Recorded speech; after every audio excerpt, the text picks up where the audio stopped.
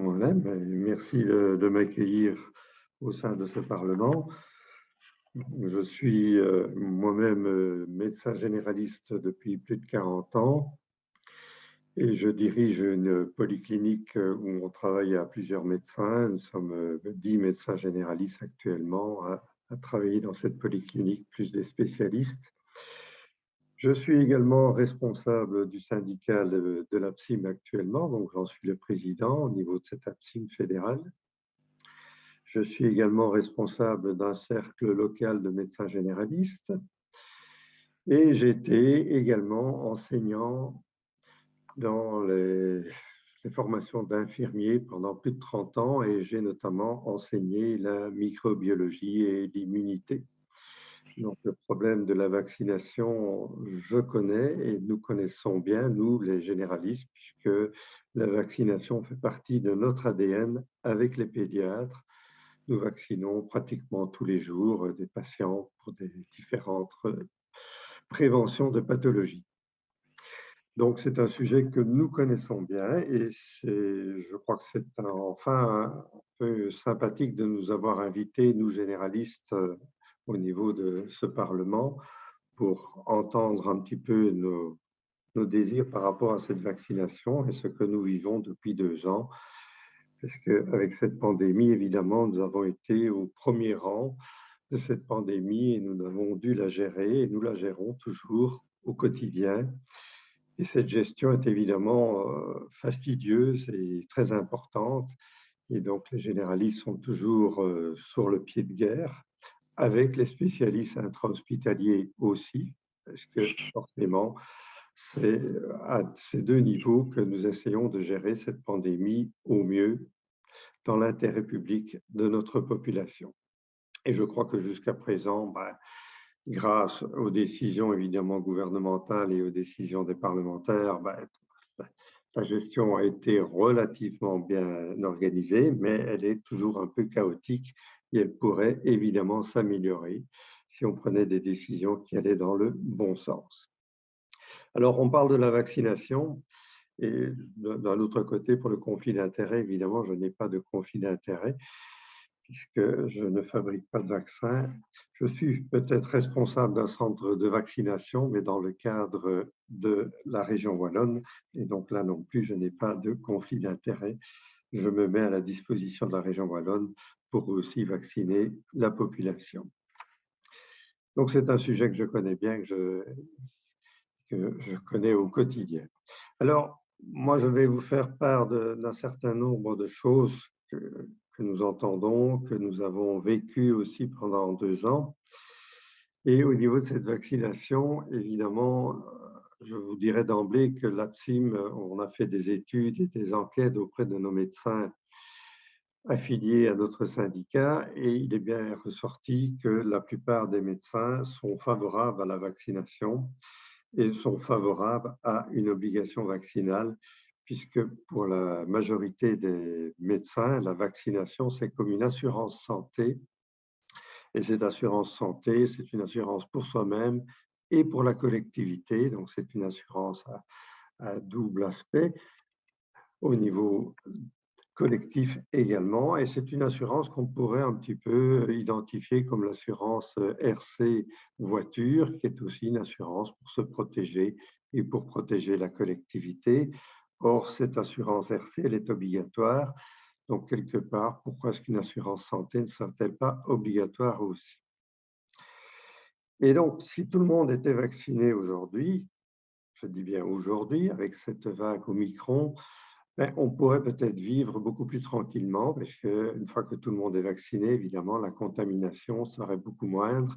Et comme cette vague Omicron est beaucoup moins dangereuse, puisqu'elle ne touche que les voies respiratoires supérieures, on pourrait vivre avec cette vague tranquillement et on pourrait ne plus faire de tests PCR, parce que ça deviendrait inutile, et on pourrait laisser nos enfants en primaire et en secondaire aller à l'école tranquillement, sauf s'ils sont réellement malades, évidemment, et ne plus mettre en quarantaine des tas d'enfants et perturber ainsi tous les cours et la formation d'enseignants qui est aujourd'hui très perturbée et qui va se perturber encore dans les jours à venir.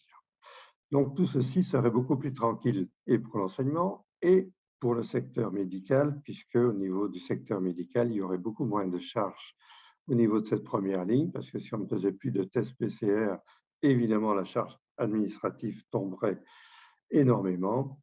Il y aurait moins de charges pour les hôpitaux aussi et moins de charges pour les laboratoires. Donc, la vaccination obligatoire nous permettrait évidemment de réaliser des belles économies au niveau des soins de santé, puisque au jour d'aujourd'hui, je vous rappelle que les tests PCR nous coûtent environ plus ou moins 5 millions d'euros par jour, puisque nous sommes entre 120 et 130 000 tests PCR journaliers. Donc, c'est un fameux budget. Et ce sera un budget économisé. C'est un fameux budget aussi au niveau de l'hospitalisation et au niveau des soins intensifs. Donc, la vaccination obligatoire nous permettrait évidemment d'améliorer ce budget soins de santé de manière très performante. Ça nous permettrait aussi, et là c'est peut-être encore plus intéressant, ça nous permettrait également de soigner avec beaucoup plus d'accessibilité les soins courants. Parce que pour le moment, vous le savez, beaucoup de soins courants sont postposés à cause de l'hospitalisation des cas Covid au niveau de nos hôpitaux. Et donc, forcément, les lits des soins intensifs sont en partie occupés par ces cas Covid.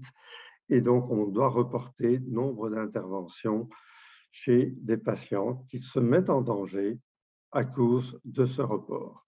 Et donc, pas mal de personnes sont en danger à l'heure actuelle à cause des reports de soins dus à cette pandémie.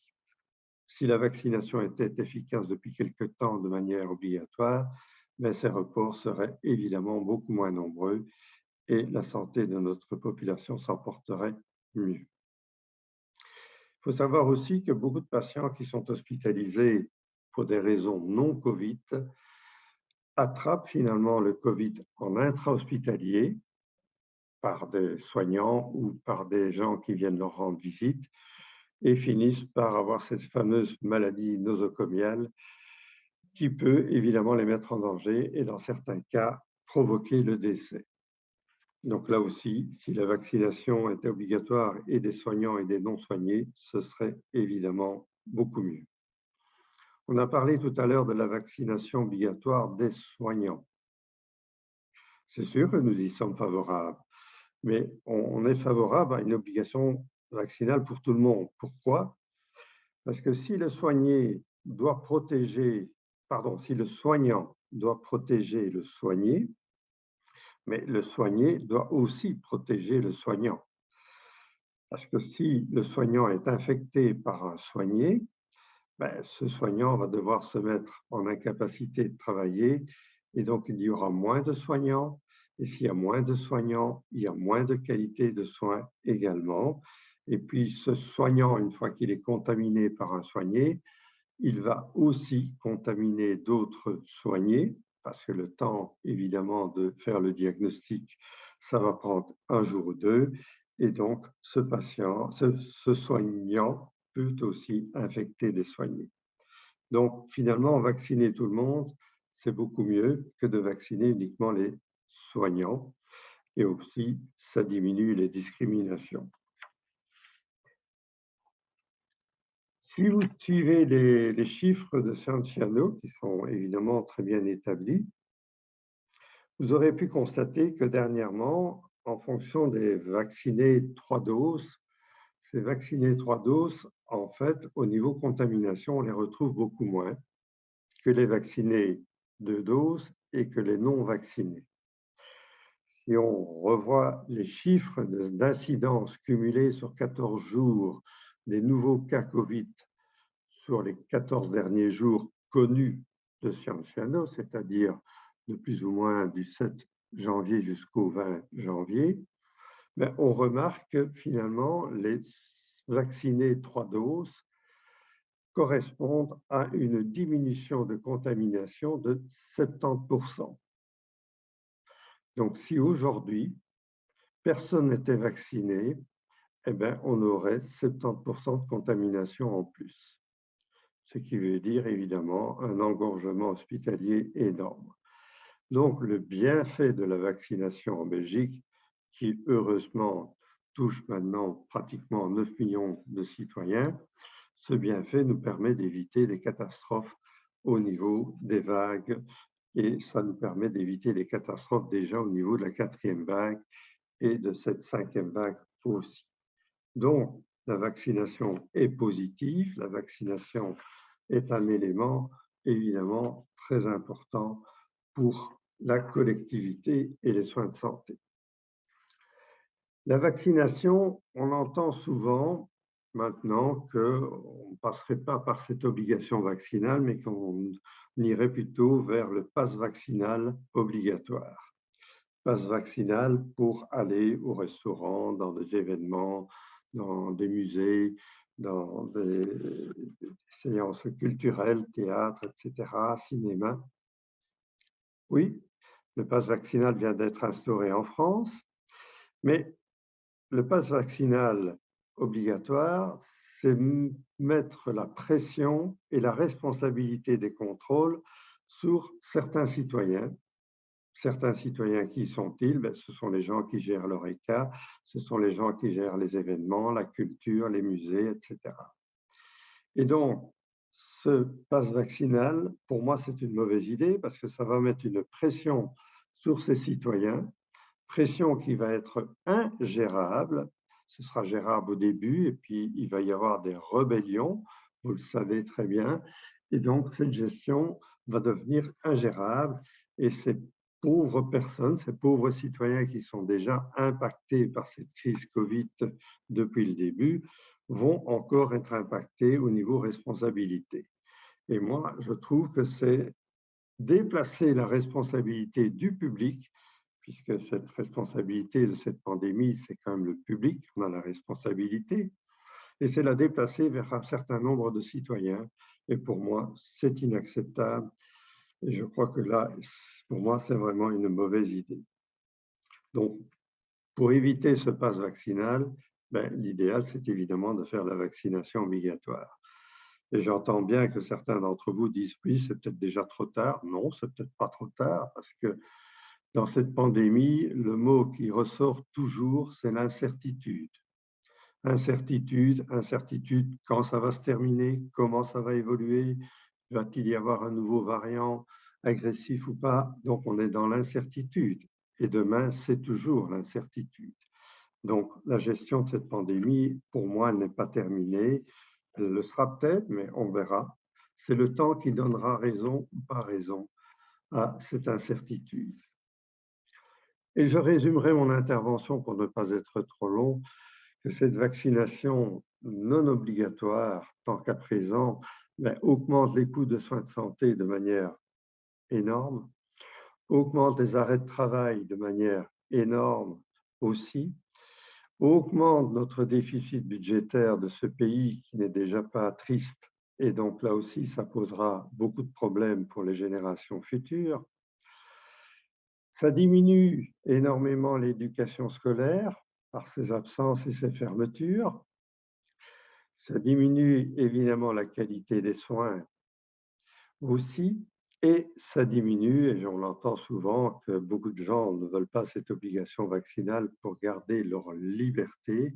Mais pour moi, cette vaccination non obligatoire diminue les libertés sociales et familiales de tout un chacun, et peut-être un peu plus particulier aux soignants, parce que nous, soignants, nous avons comme objectif d'apporter les meilleurs soins aux soignés. C'est une obligation déontologique. Et pour ce faire, nous évitons évidemment d'avoir des tas de contacts où on pourrait être infecté par la Covid.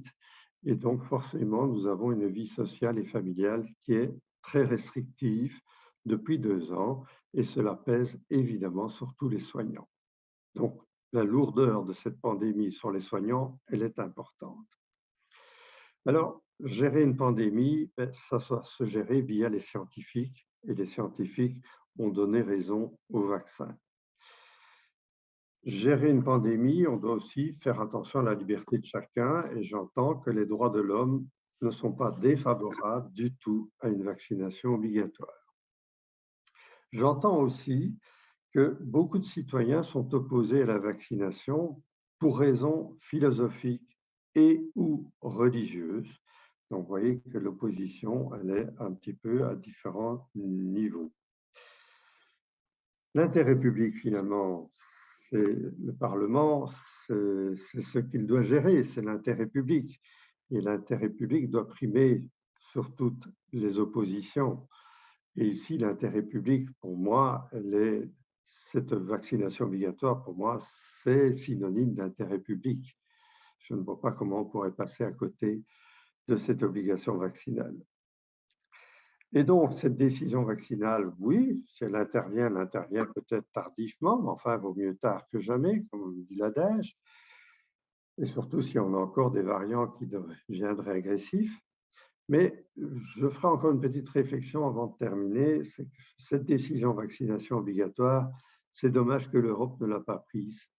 Et là, je trouve aussi qu'en tant que citoyen européen, je trouve que l'Europe, elle a fait un certain boulot, mais là, elle est passée à côté de quelque chose. Elle aurait pu proposer cette obligation vaccinale au niveau européen. Et là, peut-être que pour l'Europe, ça aurait été un bonus très apprécié de tous les Européens et au niveau économie européenne, ça aurait peut-être été un bonus très appréciable. Et là, je trouve qu'au niveau politique européen, là aussi, on est passé à côté de quelque chose. Merci de m'avoir entendu. Je vous souhaite évidemment de bons débats et je suis prêt à répondre à vos questions. Ah oui, parce que je crois que le flux de questions ne saurait pas se répondre en 10 minutes et je comprends vos inquiétudes, ne faisant pas partie pour la plupart du monde médical, sauf certains d'entre vous, ce qui facilite parfois la chose au niveau compréhension. Et donc, j'essaierai de répondre un petit peu à l'ensemble de vos questions. Je les ai plus ou moins toutes notées, donc je prendrai du temps, de mon temps de loisir encore pour répondre à vos questions, mais je crois que c'est utile pour qu'on puisse avancer dans cette problématique de cette pandémie. Je peux donner quelques déjà réponses. On a posé des questions de savoir tiens, comment gérer cette obligation vaccinale. Et ça, c'est plusieurs questions qui sont venues sur le sujet en première, deuxième, troisième dose, quatrième, cinquième dose. Pour le moment, tout ce qu'on sait, c'est qu'au niveau scientifique, c'est la troisième dose qui parvient à donner une immunité correcte et suffisante pour affronter les problèmes de la pandémie actuelle et avec les variants actuels. On ne sait pas, je vous ai dit, le mot incertitude, c'est aussi le mot qui nous conduit dans cette pandémie et qui nous conduit jusqu'où, on n'en sait rien. Et donc, on verra bien s'il faudra une quatrième dose peut-être dans 6 mois ou peut-être à l'approche de l'hiver, puisque ça, on le sait que le virus n'aime pas les UV et donc il est moins agressif en été qu'en hiver. Et donc, c'est pour ça que les pandémies se renouvellent avec des vagues plutôt hivernales que estivales. Petit commentaire sur ces risques vaccinaux par rapport aux risques de la maladie Covid. Là, on n'a peut-être pas parlé beaucoup des risques de la maladie Covid, mais on a quand même énuméré les Covid longs. Il faut savoir qu'à l'heure actuelle, en Belgique, on dénombre plus de 300 000 Covid longs, ce qui est quand même énorme. Et donc, ce sont des gens qui ont donc eu le Covid et qui ont des conséquences toujours sur le long terme et donc qui ne sont pas guéris. Ce que l'on ne sait pas non plus au niveau scientifique et qu'on ne saura que dans 4 ou 5 ou 10 ans, c'est les effets sur le long terme d'avoir attrapé le Covid. Ça, on ne le sait pas non plus et aucun scientifique ne peut vous donner de réponse au jour d'aujourd'hui puisqu'il nous faut du temps, évidemment, et il faudra faire ces études sur le long terme parce qu'on sait qu'un certain nombre de maladies virales sont oncogéniques, c'est-à-dire qu'elles peuvent entraîner des cancers sur le long terme. Et ça, on n'en sait encore rien au jour d'aujourd'hui. Donc ça, c'est aussi un risque d'attraper la maladie et peut-être dans 5 à 10 ans de développer un cancer suite à cette infection virale. Donc ça aussi, ça reste une inconnue. Par contre, les risques de la vaccination, ça a été posé plusieurs fois, mais les risques de la vaccination, ils sont énumérés, ils sont très peu fréquents. Il faut savoir que le risque de la vaccination au niveau du choc anaphylactique au départ de la vaccination avec le vaccin Pfizer, il était estimé à un risque de choc anaphylactique sur 100 000 doses. Aujourd'hui, avec le recul, ce n'est plus 1 pour 100 000 doses, c'est un choc anaphylactique pour 1 million de doses. Donc, ça a été diminué par 10 avec les études. Donc, un choc anaphylactique. Alors, ce choc anaphylactique, c'est évidemment pour les gens qui ont une réponse allergique importante au contenu du vaccin.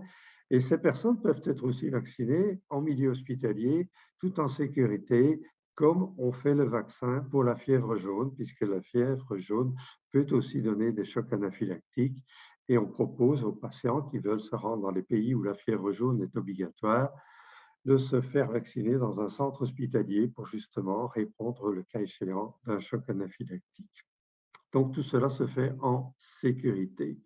Pour les autres effets secondaires du vaccin connus à ce jour, qui sont essentiellement des myocardites, péricardites et des syndromes neurologiques comme le syndrome de Guillain-Barré, pour la plupart, ce sont des syndromes réversibles. Réversibles. Et moi-même, dans ma patientèle, j'ai eu un Guillain-Barré réversible.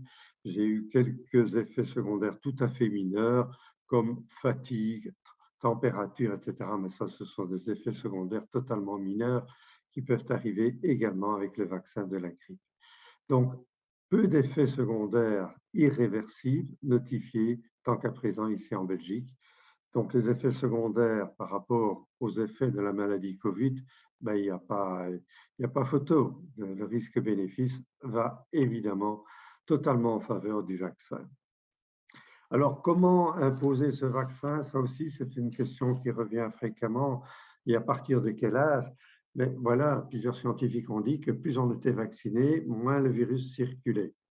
Et on a parlé de variants. Il faut savoir que les variants, comment s'organise un variant? Ben, un variant s'organise tout simplement parce que c'est une mauvaise réplication de l'ARN ou de l'ADN, parce qu'il y a certains virus où c'est seulement de l'ARN et d'autres virus où c'est de l'ADN.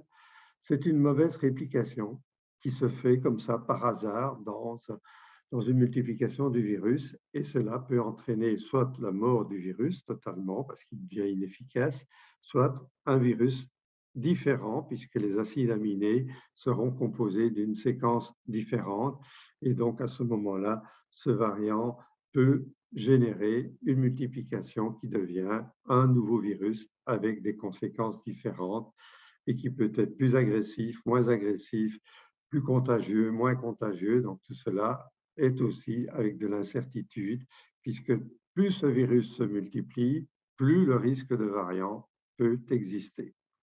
Et donc forcément, la vaccination diminuant la multiplication du virus, ben forcément, la vaccination diminue aussi l'apparition des variants.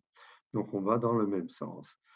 Et donc, comment obliger cette vaccination à partir de quel âge? Mais pour moi, tant qu'à présent, les scientifiques sont tous unanimes de dire que les vaccins actuels peuvent être injectés à partir de 5 ans. Avant 5 ans, on n'a pas d'études, donc forcément, tant qu'on n'a pas d'études scientifiques, il faut rester sur la prudence.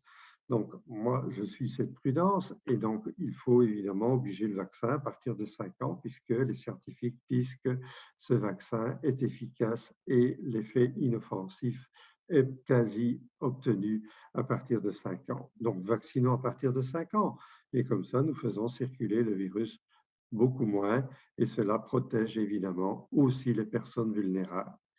Alors, on a parlé, est-ce qu'il ne faut pas que vacciner les personnes vulnérables? Mais là, c'est toute la difficulté de trouver qui est vulnérable et qui ne l'est pas. Parce que là, ce n'est pas facile non plus. Et là, on n'a pas de diagnostic miracle qui va vous dire, tiens, vous, vous êtes vulnérable et vous, vous n'êtes pas vulnérable. C'est impossible à réaliser puisque la vulnérabilité de l'individu, elle est modifiable dans le temps et elle est aussi en fonction de tout ce que vit cet individu au jour le jour.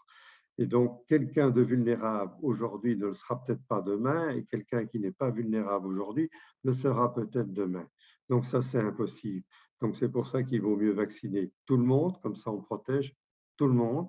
Et en vaccinant tout le monde, on fait circuler le virus beaucoup moins. Et donc on est efficace sur deux tableaux. Un, on protège les gens, et deux, on fait circuler le virus de moindre façon. Que dire encore? Comment établir cette obligation vaccinale? Il faut savoir que pour la polio, l'obligation vaccinale, elle est elle est là et il y a une amende administrative dans un premier temps et puis il y a une amende d'emprisonnement. Je peux vous dire que sur 40 ans de carrière, je n'ai jamais eu aucun refus de vaccination de polio de mes patients. Et que sur 40 ans de vaccination, je n'ai jamais eu de refus de vaccination quand j'ai proposé des vaccinations d'autres types, comme la rougeole, rubéole, oreillon, le papillomavirus, etc. Les gens, quand on leur explique l'effet bénéfique du vaccin, ils le suivent. Et les jeunes et les parents qui ont des enfants qui sont en âge de vaccination, pour le moment, suivent ces schémas de vaccination quasi à la lettre. Ils ne sont pas influencés par les réseaux sociaux, puisque des autres vaccins sur les réseaux sociaux, on n'en parle pratiquement pas. On ne parle que du Covid.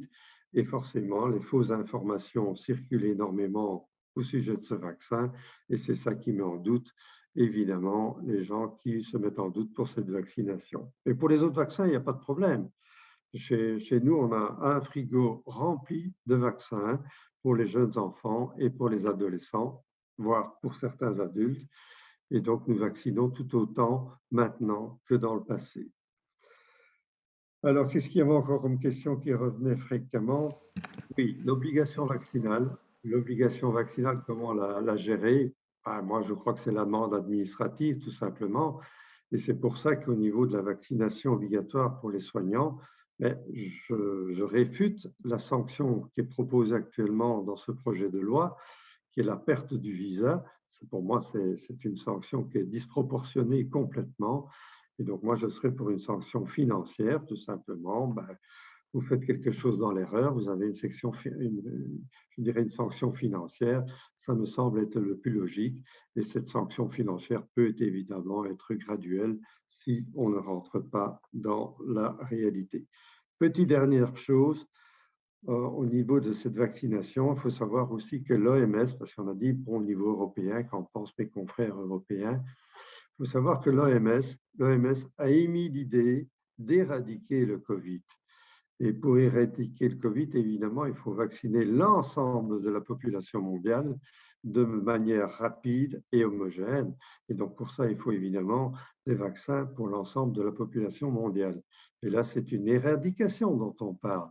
Et là aussi, vous voyez que l'OMS est favorable à l'éradication, comme on a éradiqué la variole dans les années 60-70. Donc, c'est du connu. Donc, on peut aller plus loin, on peut aller plus vite.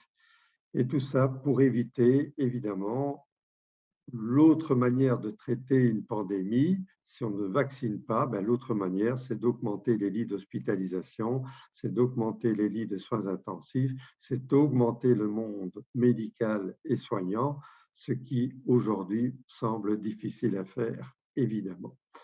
Pour le reste, je vous répondrai par écrit et j'enverrai ça à M. Barthes pour la suite. Merci de votre écoute.